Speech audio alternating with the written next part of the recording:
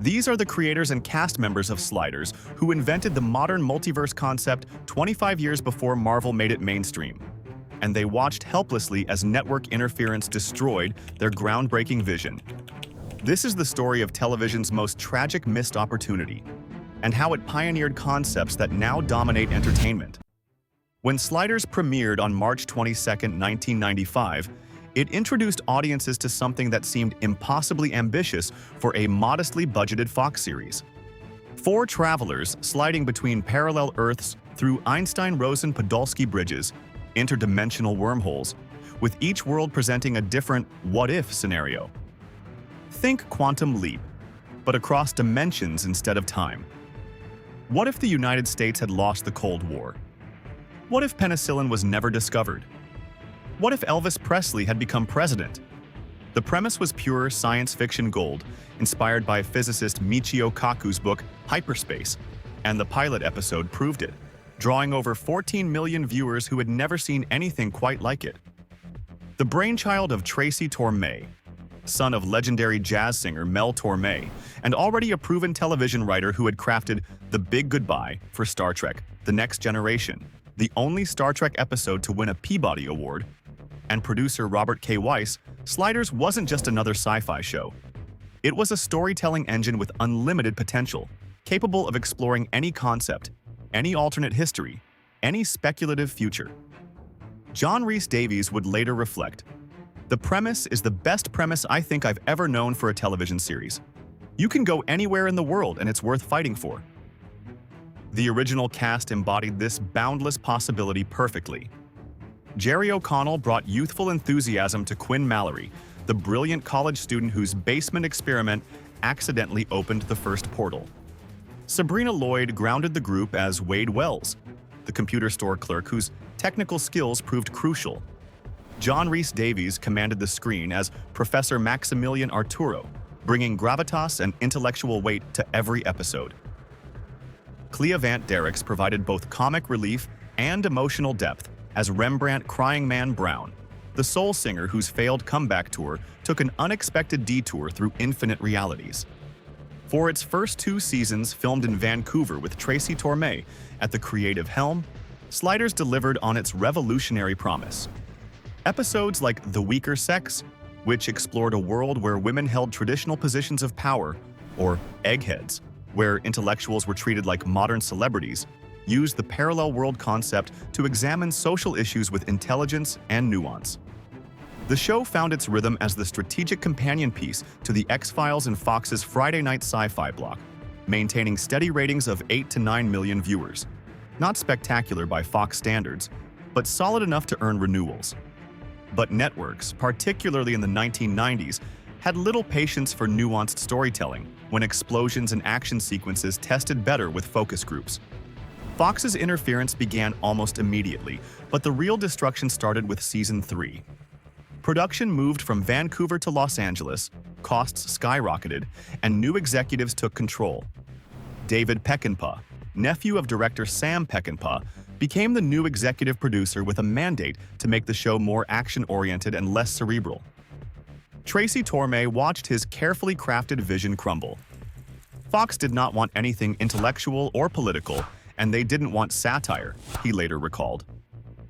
Episodes began copying major Hollywood films, Species, Twister, Anaconda, rather than exploring original concepts.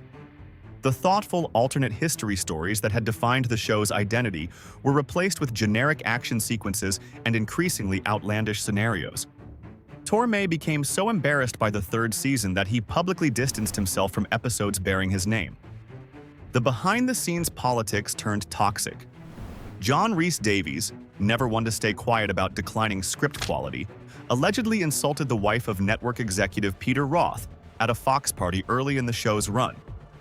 When Roth was promoted and gained control over the series, he used his leverage to have the distinguished Welsh actor fired.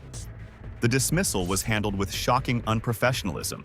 Rhys-Davies was informed of his termination in front of the entire cast and crew. His character's death in Exodus reflected the contempt the new regime held for the show's original vision. Professor Arturo had his brain sucked out, was shot, and was left to die on an exploding planet. Sabrina Lloyd faced similar treatment when she requested a salary increase. David Peckinpah, determined to maintain what he saw as the proper male-to-female ratio, wrote Wade out by trapping her in a Cro-Mag breeding camp, a fate so disturbing it remains controversial among fans 25 years later. When Lloyd briefly returned, her character appeared as a brain preserved in a jar, another humiliation courtesy of Peckinpah's vindictive approach to cast departures. Tracy Tormé, creator of the show and architect of its original vision, reached his breaking point. With all his allies fired and his father's declining health demanding attention, he walked away from his own creation. Jerry O'Connell later reflected on this exodus. "I love my experience and everyone involved, but come season 3, we had all new bosses. A lot more guns, CGI, explosions. I personally preferred the first 2 seasons." Fox canceled Sliders after the 3rd season, but the Sci-Fi Channel rescued it for 2 additional seasons that proved even more problematic. Without Tormé's guidance, the show lurched between poorly conceived storylines and budget-conscious bottle episodes. Sabrina Lloyd didn't return. John Rhys-Davies remained firm in his refusal to work with David Peckinpah. Jerry O'Connell's real-life brother Charlie joined as Quinn's alternate dimension brother Colin. But even this family connection couldn't restore the show's lost magic. The 5th and final season became a complete disaster. Jerry O'Connell left, forcing the writers to merge his character with an alternate version played by Robert Floyd, a plot development so confusing that even longtime fans struggled to follow it. The series finale aired on February 4th, 2000, ending on an unresolved cliffhanger that left core characters trapped and their fates unknown. Only Cleavant Derricks appeared in all 87 episodes, standing as proof of his professionalism amid the chaos. Today, watching Sliders feels like discovering lost treasure. Marvel's Multiverse saga, the success of Everything Everywhere All at Once, shows like Loki, and even Fringe's parallel universe exploration all owe a debt to the concepts Tormé and Weiss introduced in 1995. The CW's Flash Multiverse arc drew directly from the same storytelling DNA. Marvel's Exiles comic series directly credits Sliders as inspiration. Yet where modern multiverse stories often rely on spectacle over substance, the best Sliders episodes use their premise for genuine character development and social commentary. John Rhys-Davies recognized what had been lost. "Storytelling is a way of getting a society to dream," he observed. "That's why even shoddy television shows are culturally important. The quality of the writer's imagination can influence the values of a whole society." Sliders, at its peak, influenced viewers to imagine better worlds, different choices, alternative histories where humanity might have chosen different paths. The show's legacy persists despite its troubled end. Jerry O'Connell and John Rhys-Davies have spent years discussing potential reboots, most recently appearing together at Salt Lake City's FanX convention in September 2025 alongside Cleavant Derricks, the first reunion of original cast members since Season 3. Rights issues between Fox, NBC Universal, and other stakeholders continue to complicate revival efforts, but the enthusiasm remains strong.